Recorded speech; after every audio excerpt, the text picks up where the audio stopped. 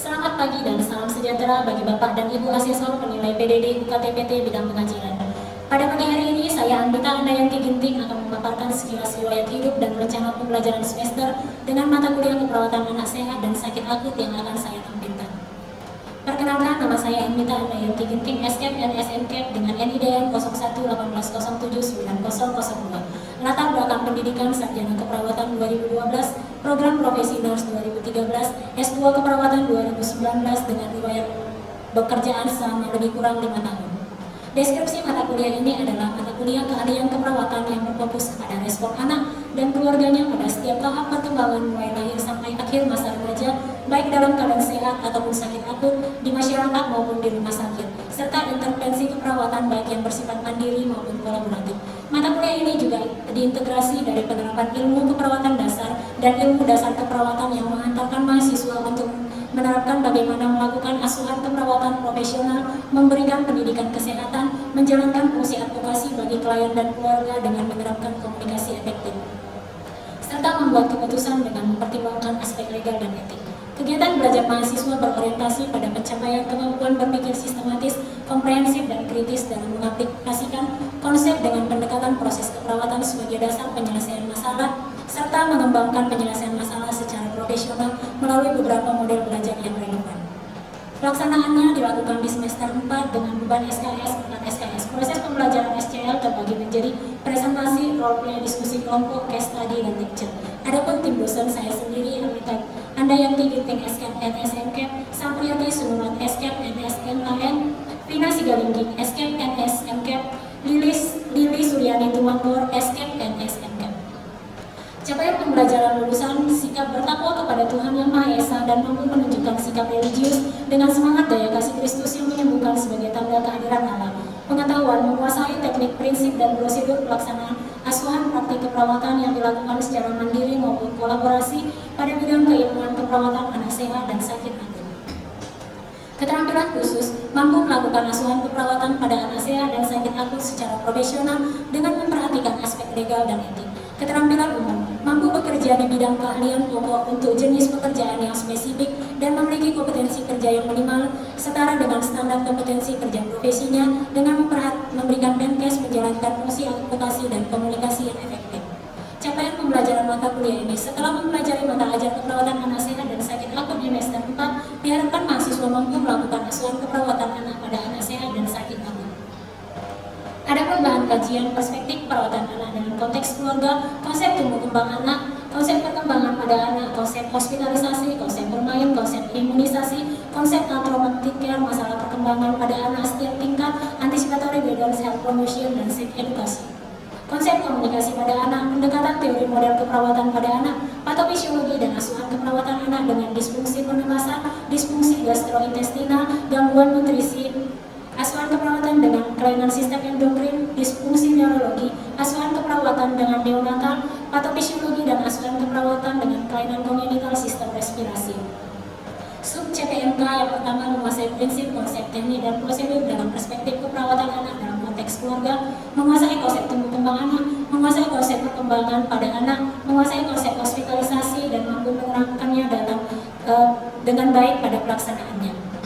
Menguasai konsep bermain, menguasai konsep imunisasi, menguasai konsep traumatic care, menguasai masalah perkembangan pada anak setiap tingkat usia, anticipatory guidance, health promotion, dan sex education, menguasai konsep komunikasi pada anak, menguasai pendekatan teori model keperawatan pada anak, menguasai patofisiologi asuhan keperawatan dengan masalah disfungsi pernapasan, disfungsi gastrointestinal, dan gangguan nutrisi, menguasai patofisiologi dan asuhan keperawatan dengan kelainan sistem endokrin, disfungsi neurologi pada asuhan keperawatan neonatal, serta kelainan kongenital dengan sistem respirasi.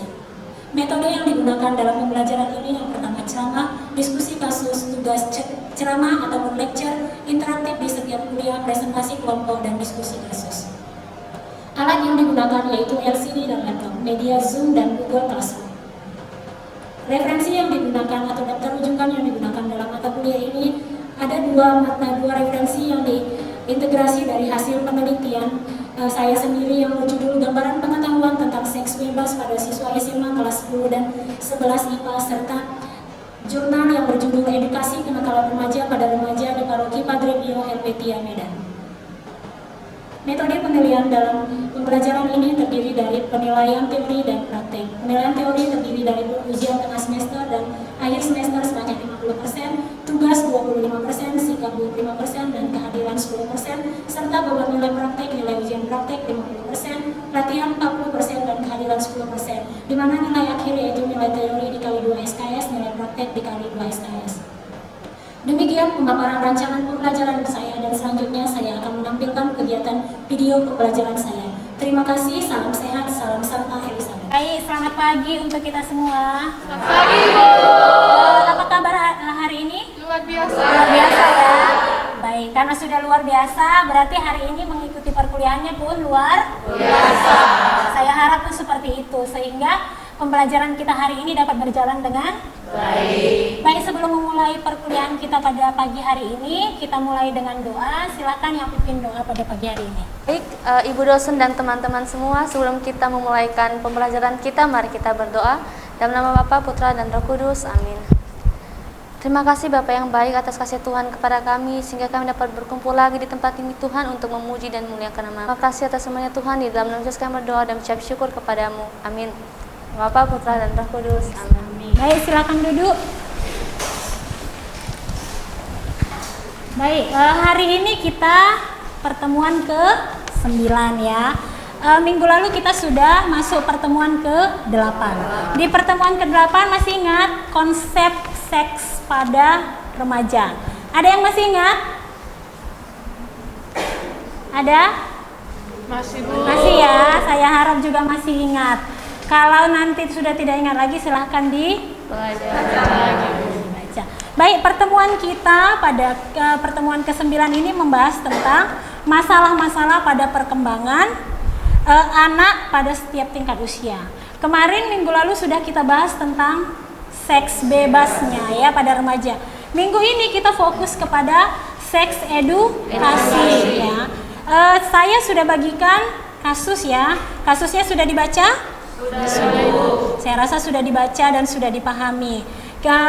Saya akan berikan waktu lebih kurang 5 menit. Silahkan dibahas bersama dulu. Atau sebelum bersama silahkan dibahas secara individu ya. Dari kasus tersebut siapa tahu ada beberapa muncul pertanyaan yang masih belum dipahami. Baik, silahkan dibaca dan dipahami kasusnya terlebih dahulu.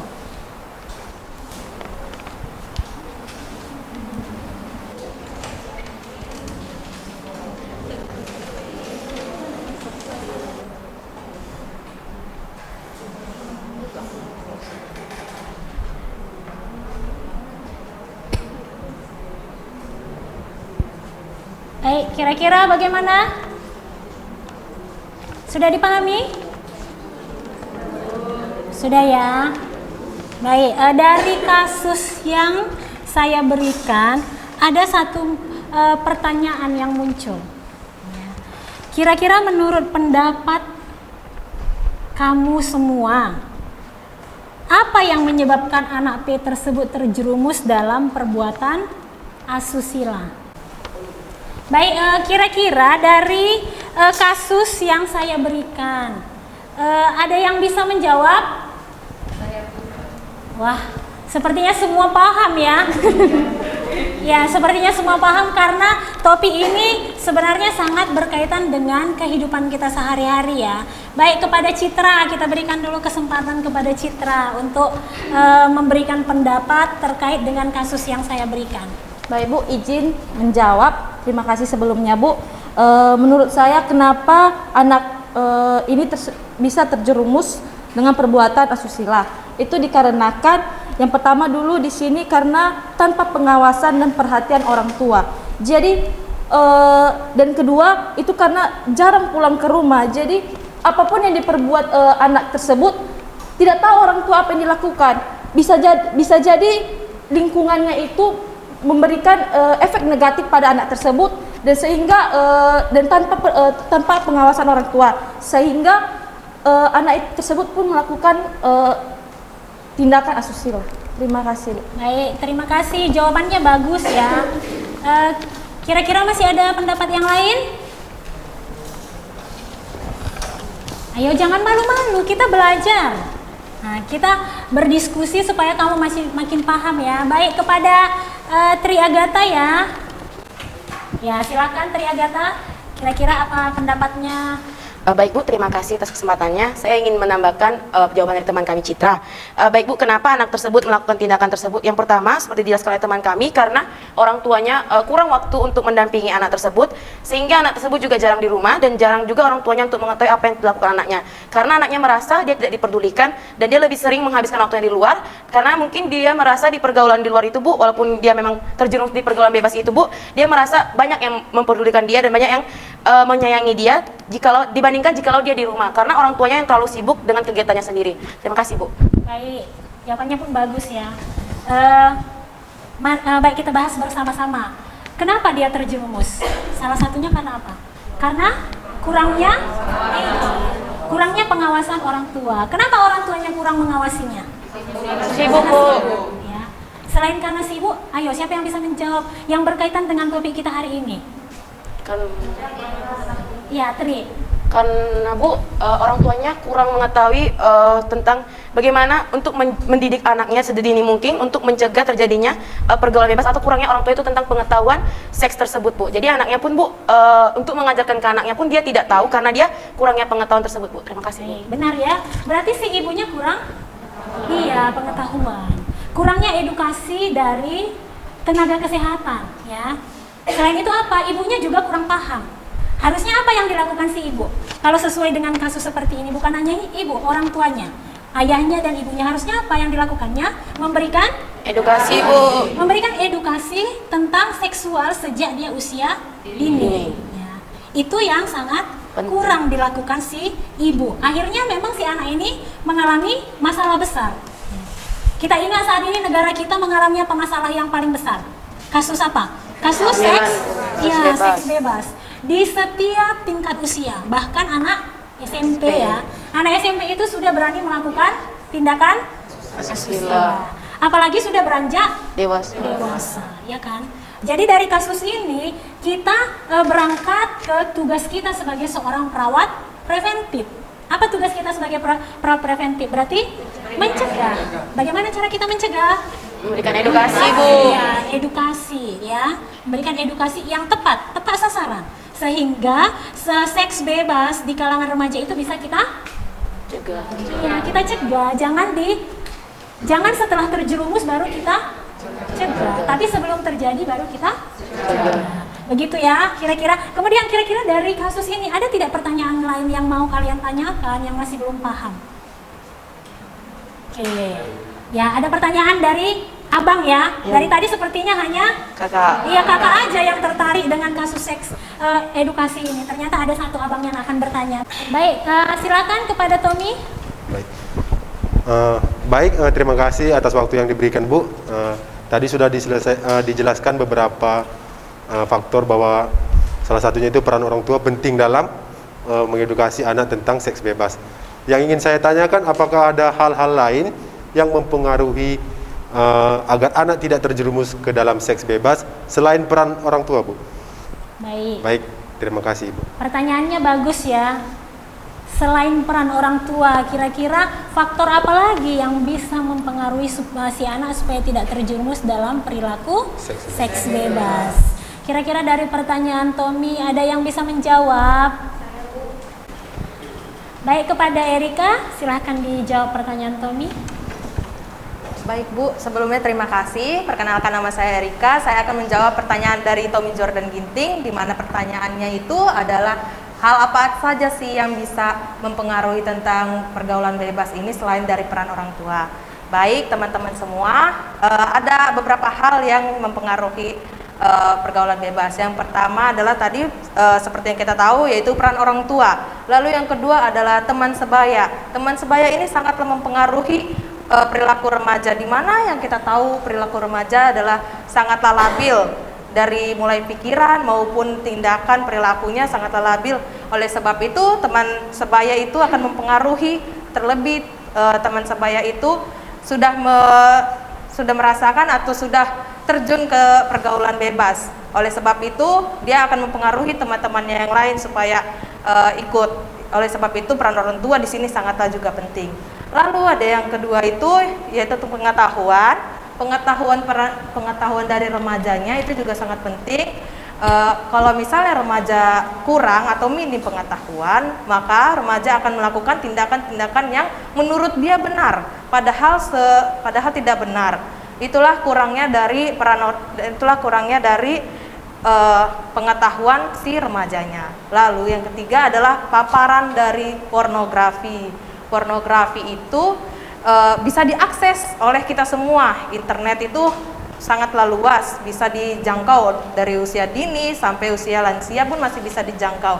Jadi itulah mengapa remaja bisa dalam pergaulan bebas, yaitu karena terpaparnya dari pornografi, video-video ataupun foto-foto. Begitu Bu, terima kasih Bu. Baik, jawabannya bagus ya. Sedikit saya tambahi dari jawaban Erika, jelas sekali faktor-faktornya. Salah satu penyebab kenapa si remaja itu bisa terjerumus dalam seks bebas adalah yang pertama itu jelas dukungan orang tua. Kalau kita selalu diperhatikan sama orang tua, selalu didampingi, diberikan pengetahuan tentang seks bebas, anaknya bisa terjerumus seks bebas tidak? Tidak ya, kecil kemungkinan. Kemudian yang kedua apa? Pengetahuan ya.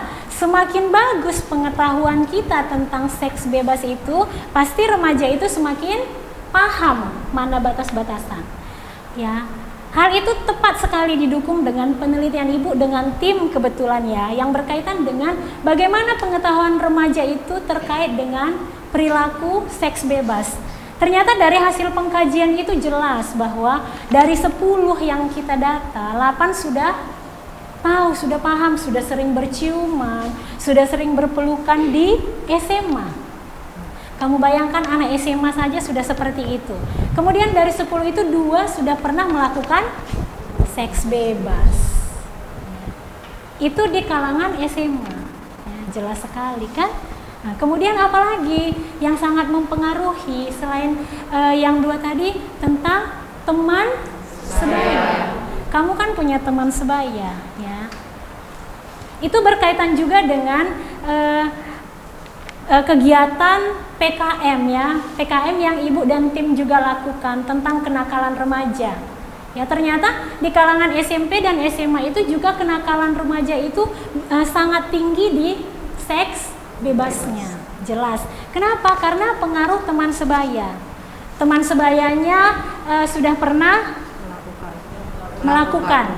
Dia akan mendekati temannya yang satu lagi supaya akhirnya dia terpengaruh ya. Saya harap yang di sini tidak ada seperti itu. Kenapa? Karena pengetahuannya sudah baik.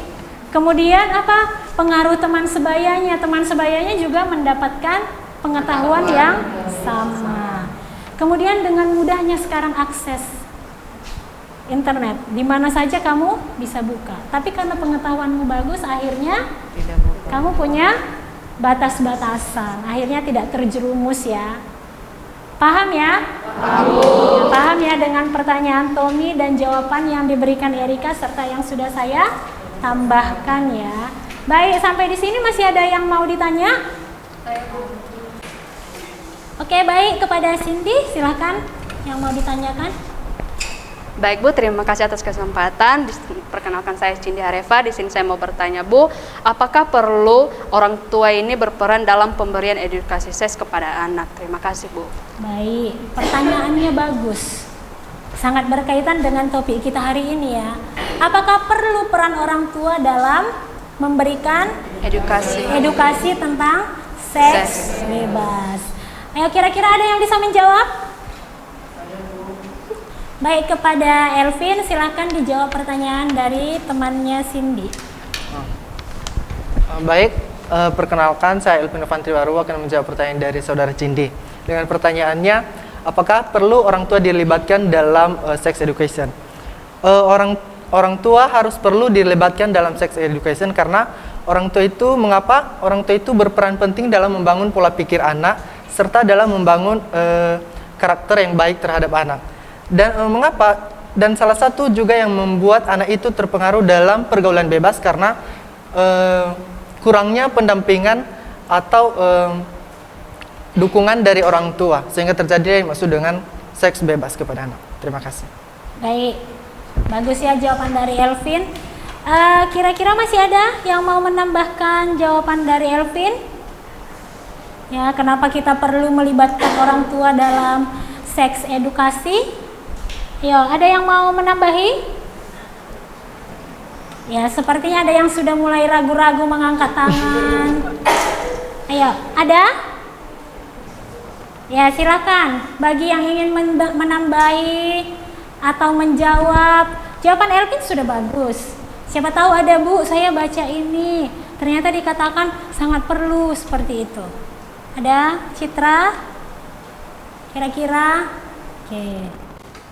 Baik, kepada Ratna, silakan ditambah jawabannya. Baik Bu, terima kasih kesempatan yang diberikan kepada saya. Apakah perlu peran orang tua dalam mengasuh anaknya mengenai seks bebas? Yang menurut saya perlu. Kenapa? Karena yang mengasuh anak ini adalah orang tua langsung, mulai dia dari bayi sampai dia dewasa, itu perlu peran orang tua. Bagaimana orang tua ini mengajari anaknya cara tolerating, atau mengajari anaknya bagaimana berinteraksi dengan orang lain, ini kan semua perlu menggunakan peran orang tua. Jadi sangat perlu peran orang tua untuk mengedukasi anaknya bagaimana tentang seks bebas. Terima kasih Bu. Baik, bagus ya jawaban Ratna. Terima kasih Ratna. Saya tambahi ya, bahwa ini kan ranahnya keperawatan anak ya. Jadi namanya pun anak. Berarti bukan hanya anak saja sasarannya, bukan anak dan remaja, tapi orang tua, keluarga. Jadi sangat jelas bahwa perilaku seksual itu kan dipengaruhi oleh dua faktor. Faktor internal dan faktor eksternal. Berarti kalau internal dari dirinya, dari diri si anak. Eksternal itu dari luar. Salah satu yang sangat mempengaruhi itu adalah peran orang tua. Ya. Sebagai perawat, kita harus mengikut sertakan orang tua dalam setiap pendidikan seksual atau edukasi seksual yang akan diberikan berdasarkan tingkat usia si anak. Ya, tadi dijelaskan teman kamu Ratna bahwa di usia 1 sampai 2 tahun yang kita ajarkan tentang seksnya apa? Toilet trainingnya. Ya. Kita jelaskan kalau laki-laki itu bagaimana kalau dia buang air kecil, perempuan bagaimana buang air kecil. Itu merupakan bagian dari edukasi seks. Nah, yang diajarkan siapa? Orang tuanya. Supaya nanti si anak tidak salah saat melihat ayahnya buang air kecil, ternyata dia perempuan diikuti. Berarti edukasi ke si orang tua yang kurang ya. Jadi sangat perlu. Jadi apa yang harus kita lakukan sebagai seorang perawat? Mendampingi orang tuanya. Begitu juga, karena ini berkaitan dengan masalah perkembangan pada anak sesuai usianya. Dia masuk ke masa remaja, saat dia sudah menstruasi. Apa yang harus kita ajarkan? Jadi itulah peran orang tua, edukasi seks yang harus mengikut sertakan orang tua. Karena jelas juga dari kasus bahwa si anak itu terjerumus dalam perilaku atau tindakan asusila karena peran orang tua. Orang tuanya tidak paham, orang tuanya terlalu sibuk. Ya, sudah paham sampai sejauh ini? Ada yang mau ditanyakan lagi? Baik, kepada Angelin, silakan. Baik Bu, terima kasih Bu. Saya Angelin Silain, saya ingin bertanya Bu. Jadi Bu, bagaimana sebenarnya cara mengedukasi yang tepat pada anak supaya tidak terpengaruh kepada pengaruh seks bebas? Terima kasih Bu. Terima kasih, pertanyaan yang bagus. Ada yang bisa menjawab? Banyak ya, ternyata sudah paham sehingga antusias. Ya baik, kepada Teresia silakan dijawab. Baik Ibu, terima kasih atas kesempatannya. Di sini saya akan mencoba menjawab pertanyaan dari saudari Angelin, yaitu di mana pertanyaannya bagaimana sih sebenarnya edukasi seksualitas pada anak. Yaitu kita dapat memberikan pendidikan seksualitas kepada anak melalui orang tua, tapi berdasarkan usianya. Jika usia 1 sampai 2 tahun, orang tua dapat memberikan cara toilet training. Sedangkan usia 3 sampai 5 tahun, orang tua dapat memberikan pemahaman mengenai bagian-bagian tubuh mana sih yang boleh disentuh tidak disentuh oleh orang lain, sehingga anak tersebut dapat menjaga privasi milik dia sendiri. Sedangkan usia 6 sampai 12 tahun, itu orang tua dapat memberikan pemahaman mengenai pubertas. Jika pada perempuan itu mengalami menstruasi pertama, sedangkan pada laki-laki mengalami mimpi basah. Dan jika usianya di atas 12 tahun, yaitu orang tua dapat memberikan pemahaman mengenai risiko kehamilan dini dan penyakit infeksi menular. Sehingga dari usia dini pun orang tua telah berperan aktif dalam memberikan pendidikan seksualitas kepada anak. Baik, jawaban yang bagus ya dari Teresia. Kira-kira ada yang mau menambahi? Menambahi jawaban dari Teresia? Pas ya, sudah pas. Oke.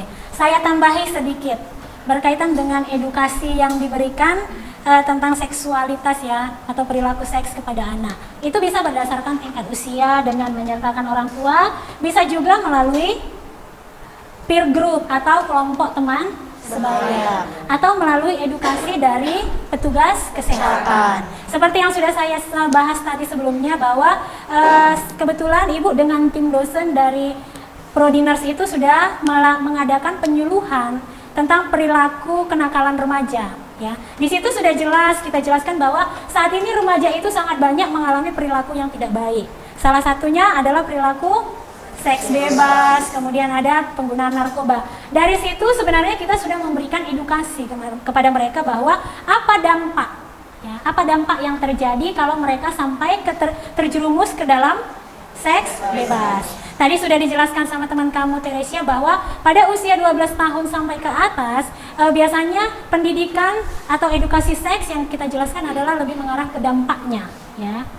Hamil di luar nikah, kemudian efek penyakit-penyakit yang bisa terjadi jika melakukan seks bebas ya. Sudah sangat jelas. Jadi hal-hal seperti itulah yang bisa kita edukasi kepada si ibu, kepada ayahnya, bahkan kepada orang-orang terdekatnya.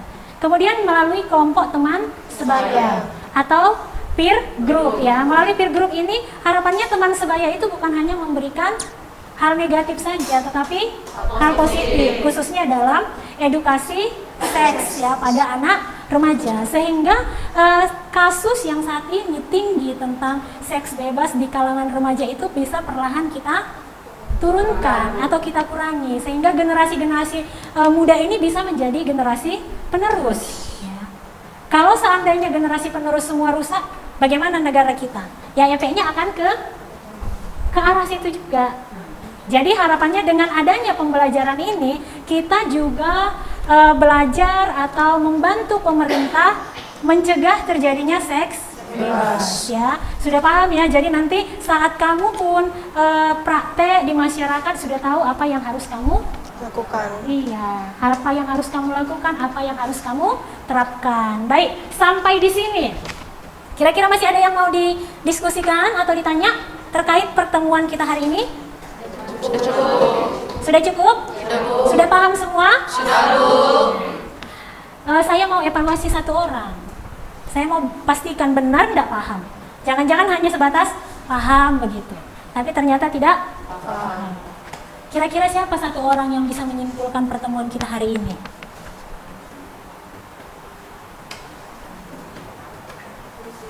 Ada yang bisa menyimpulkan pertemuan kita hari ini? Atau saya tunjuk satu orang ya? Baik, Tri Agatha deh yang menyimpulkan. Baik Bu, terima kasih kesempatan yang sudah diberikan. Baik Bu, kesimpulan dari materi kita hari ini yaitu tentang seks edukasi. Yang dimana Bu, seks edukasi ini penting diberikan kepada orang tua dan kepada anak. Yang dimana untuk mencegah terjadinya pergaulan bebas yang sangat berbahaya dan dapat kita cegah untuk menurunkan tingkat pergaulan bebas tersebut Bu. Terima kasih Bu. Baik, terima kasih Tri Agatha atas kesimpulan yang diberikan. Baik, kalau sudah jelas pertemuan kita hari ini kita akhiri sampai di sini. Jangan lupa nanti tugasnya dikumpul ke link GC yang sudah saya berikan di awal pertemuan pertama. Ya, kalau sudah tidak ada lagi yang mau kita diskusikan atau dipertanyakan, supaya kita akhiri dengan doa penutup. Baik, silakan kepada yang memimpin doa penutup, saya persilakan maju ke depan. Baiklah teman-teman, karena kita sudah menyelesaikan kelas kita pada siang hari ini, marilah kita berdoa. Kita satukan hati kita dalam nama Bapa dan Putra dan Roh Kudus. Amin. Tuhan Allah Bapa bertahta dalam kerajaan surga, terima kasih Tuhan atas berkat-Mu yang masih dapat kami rasakan pada saat ini. Ya Bapa, karena nama Tuhan kami telah berdoa dan mengucap syukur. Amin. Dalam nama Bapa dan Putra dan Roh Kudus. Amin. Baik, selamat siang dan terima kasih untuk kita semua. Salam sehat, salam santai Elizabeth. Selamat siang Bu. Terima kasih Bu.